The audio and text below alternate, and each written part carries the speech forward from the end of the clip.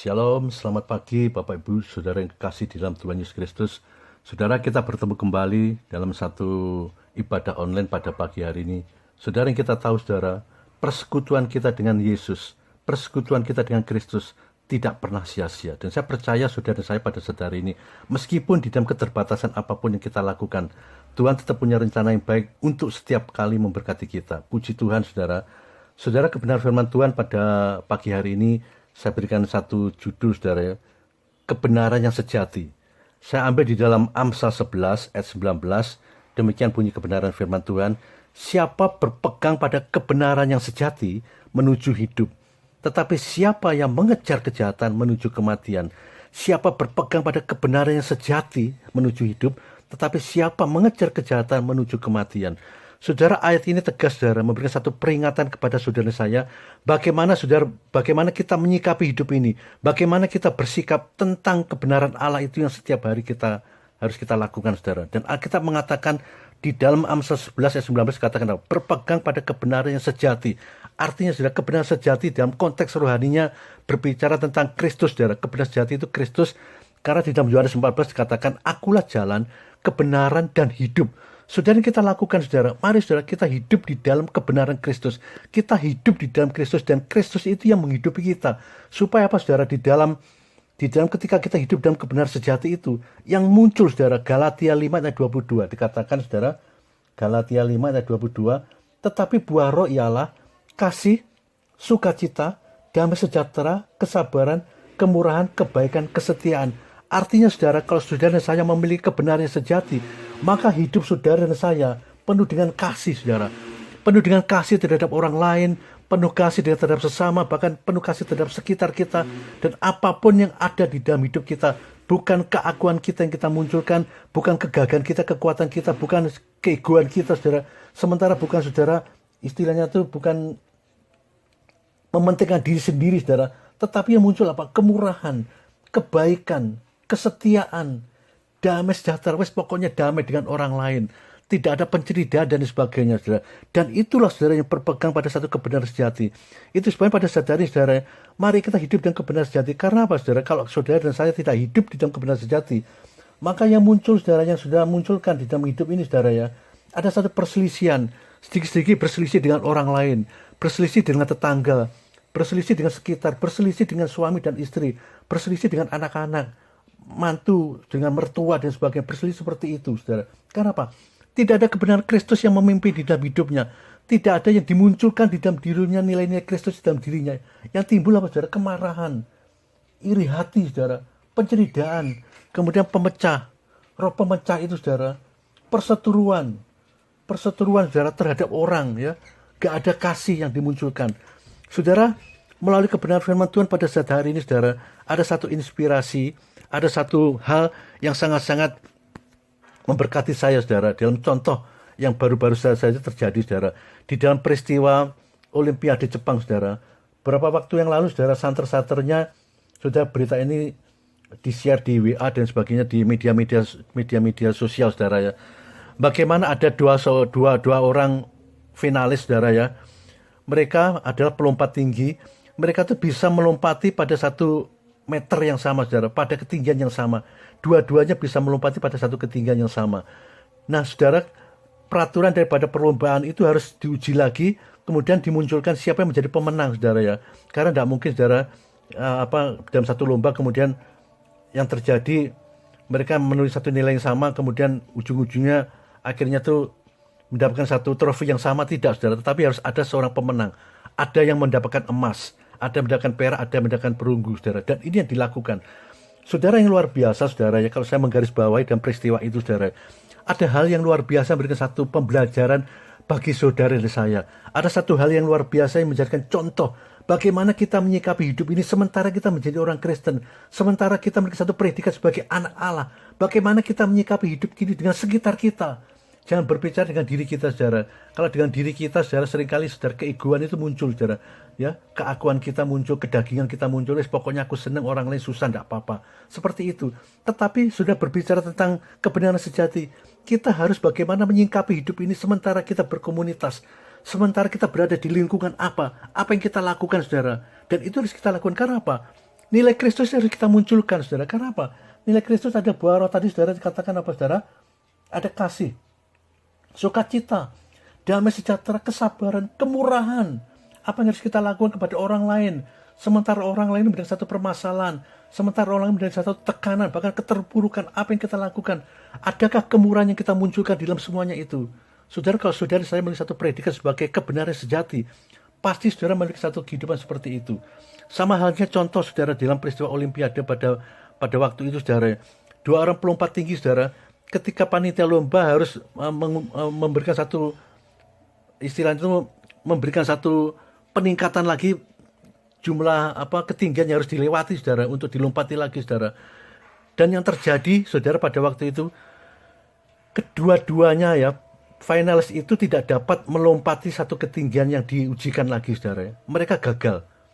Meskipun ditinggikan dalam jumlahnya sedikit, mereka gagal. Tidak bisa, saudara, tidak bisa melompati. Saudara, dan yang terjadi, saudara, ketika ujian perlombaan itu diulangi lagi, saudara ya, lomba itu diulangi lagi dalam satu ketinggian yang ditinggikan, saudara. Salah satu dari peserta pada waktu itu mengalami satu cedera yang serius.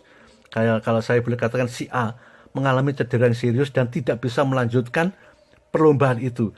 Saudara, secara umum, saudara, kalau seseorang mengalami hal seperti itu, pasti, saudara, lawan daripada orang yang mengalami cedera itu pasti mendapatkan satu bagian medali emas.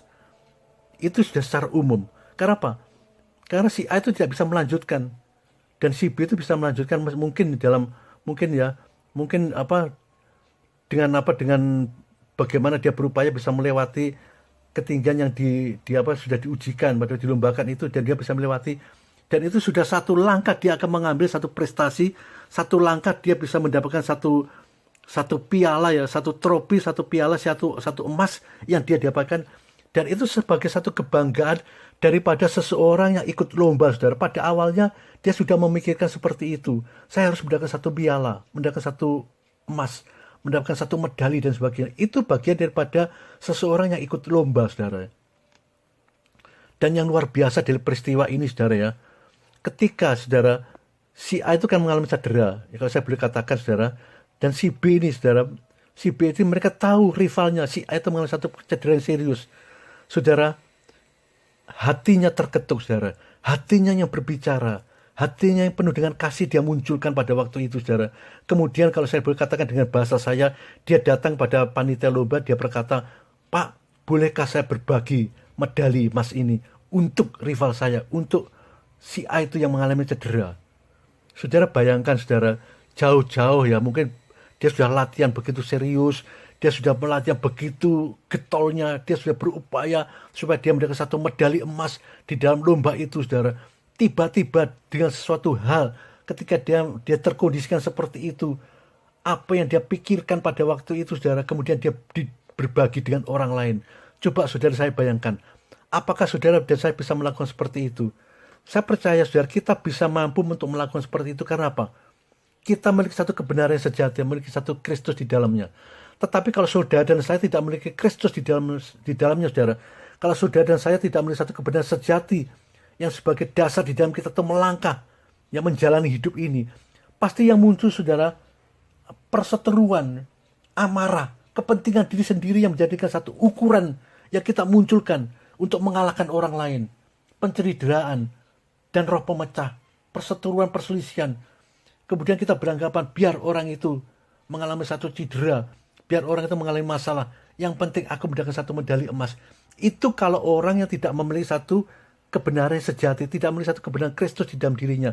Siapapun kita pasti memiliki satu pemikiran seperti itu. Tetapi faktanya, saudara, kalau saya perhatikan di dalam peristiwa Olimpiade Jepang barusan ini, saudara, seorang pelompat tinggi, saudara, dia tahu rekannya tidak bisa berbuat apa-apa. Dia tahu rekannya cedera yang serius, tidak bisa berbuat apa-apa. Tetapi dengan hati yang tulus, saudara, dia berkata, aku mau berbagi medali ini dengan temanku, dengan temanku, dengan rivalku. Saudara sadari, itulah kebenaran yang sejati sesungguhnya, saudara, yang harus kita munculkan, yang harus kita tunjukkan, saudara. Saudara, saya berbicara, saudara, kalau pelompat tinggi ini, saudara, mereka orang anak Tuhan, orang Kristen, saudara, beragama Kristen, orang Kristen. Dan itu saudara, artinya dia melihat satu kebenaran sejati Kristus ada di dalamnya. Dan itu sudah satu hal yang harus dimunculkan, yang memang harus dimunculkan saudara. Karena dia memiliki satu kebenaran sejati. Tetapi yang menjadikan satu tamparan bagi kita saudara, kalau orang itu bukan orang Kristen, kalau orang itu bukan orang percaya pada Kristus, dia melakukan seperti itu sebagai tamparan bagi saudara dan saya. Karena apa saudara? Mereka bisa melakukan seperti itu, tetapi kita yang mengaku sebagai anak Tuhan, orang Kristen yang hafal firman, saudara, hafal ayat, dan kita saudara memiliki satu kehidupan, mungkin kita sudah melakukan satu pelayanan dimanapun juga, saudara. Tetapi satu saat, satu hal kita tidak bisa melakukan. Kita bersenang-senang di atas penderitaan orang lain. Kita bersenang-senang di atas kesusahan orang lain. Bahkan kita mengalami satu amarah, saudara, kepada orang lain. Kita mengalami satu pencideraan. Bahkan tidak ada satu pendudukan diri yang kita lakukan. Apa artinya kita, saudara, sebagai orang Kristen yang memiliki satu predikat sebagai orang Kristen, tetapi kita tidak bisa melakukan firman, saudara. Saudara, itu sebagai satu tamparan, saudara. Itu sebab, saudara, mari kita lakukan firman Tuhan. Mari kita melakukan satu kebenaran Kristus yang sejati, yang harus kita kerjakan, yang harus kita lakukan. Karena apa, saudara? Kebenaran Kristus itu yang memimpin kita. Saudara, seorang pelompat tinggi pada waktu dia memberikan medali yang dibagi dengan rivalnya, saudara, bukan berarti dia itu kehilangan kehormatan, saudara. Bukan, saudara. Saudara jangan berpikir itu kehilangan kehormatan.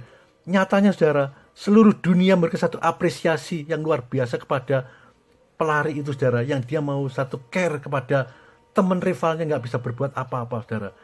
Dan itulah bagian daripada firman Tuhan yang harus kita lakukan, saudara.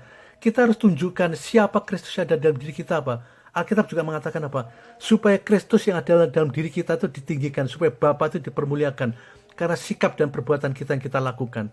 Saudara, mari saudara kita melakukan, saudara, kebenaran sejati yang harus kita lakukan. Kebenaran Kristus yang ada dalam diri kita yang menuntun kita. Jangan keakuan kita, saudara. Jangan segala perseteruan, kebencian, keegoan yang kita munculkan, saudara. Tetapi nilai-nilai kasih yang utama yang harus kita lakukan dan kita kerjakan. Nilai kasih itu berbicara Kristus yang ada dalam hidup kita. Puji Tuhan, saudara, kiranya saudara firman Tuhan pada pagi hari ini, meskipun dalam ibadah online, bisa memberkati saudara dan saya. Puji Tuhan, Tuhan sudah memberkati kita semua. Shalom. Puji Tuhan, saudara, renungan firman Tuhan sudah disampaikan pada pagi hari ini. Saudara, kiranya saudara, biarlah firman Tuhan yang disampaikan ini menjadi satu pegangan bagi setiap kehidupan kita, supaya saudara dan saya berpegang pada satu kebenaran yang sejati, saudara. Kebenaran Kristus itu yang memimpin kita, bukan kebenaran yang kita munculkan sendiri, saudara. Yang kita munculkan, karena kebenaran yang kita munculkan akan salah di dalam kita melangkah. Tetapi kebenaran Kristus itu yang memimpin kita pada satu kehidupan yang sejalan dengan kehendak Tuhan. Haleluya, haleluya.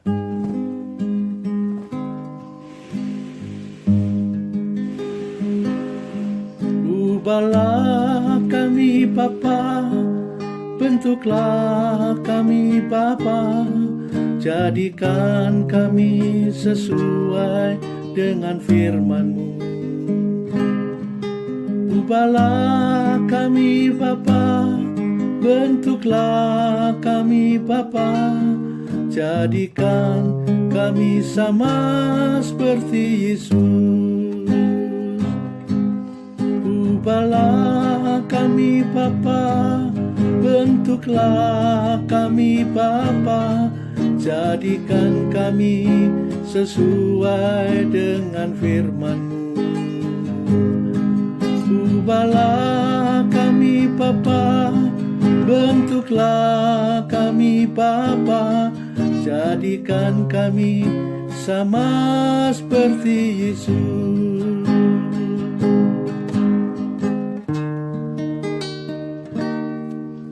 Ubahlah kami Bapa, bentuklah kami Bapa, jadikan kami sesuai dengan firman-Mu.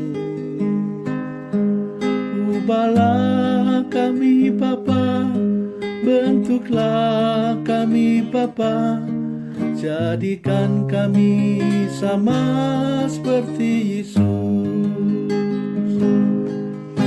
Ubahlah kami Bapa, bentuklah kami Bapa, Jadikan kami sesuai dengan firman-Mu. Ubahlah kami Bapa, bentuklah kami Bapa, jadikan kami sama seperti Yesus. Jadikan kami sama seperti Yesus. Jadikan kami sama seperti Yesus.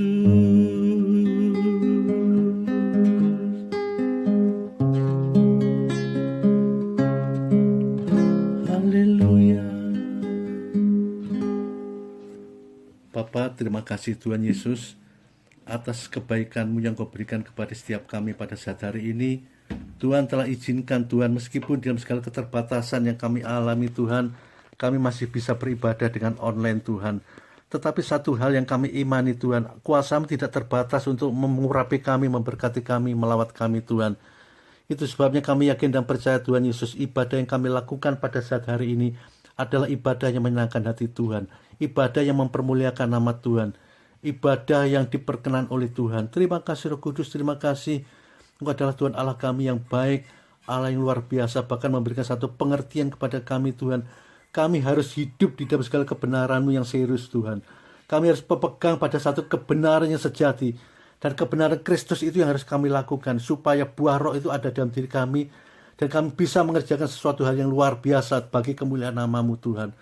Terima kasih Tuhan, berkati setiap jemaat-Mu yang pada saat hari sudah memberikan waktu dan kesempatan untuk mencari Tuhan. Tuhan, kiranya anugerah-Mu dan jamaah-Mu memberkati mereka ya Bapa, supaya Bapa hari-harinya Tuhan senantiasa ada dalam penyertaan Tuhan, di dalam berkat-berkat Tuhan.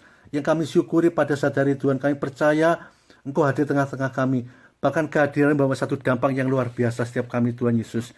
Yang lemah dikuatkan, yang sakit sudah disembuhkan, bahkan yang terketerbatasan sekalipun Engkau sudah punya rencana bagi anak-Mu untuk bersatu terobosan di dalam semuanya, sehingga anak-Mu mendapat satu janji yang sempurna di dalam Engkau ya Bapa. Terima kasih Tuhan Yesus, dan kami imani pada saat hari ini kami telah diperkenan untuk menerima berkat Allah Bapa, berkat Tuhan Yesus dan persekutuan Roh Kudus yang menyertai kami sekalian, mulai sekarang dan sampai selama-lamanya, sehingga apapun yang kami lakukan, apapun yang kami kerjakan, Tuhan Yesus jadikan berhasil. Di dalam nama Tuhan Yesus kami menerima berkat Tuhan dengan sukacita. Haleluya, haleluya, amin. Puji Tuhan, Tuhan memberkati saudara semua, dan kita akan bertemu kembali saudara pada satu program yang sama. Tuhan Yesus memberkati, amin. Shalom.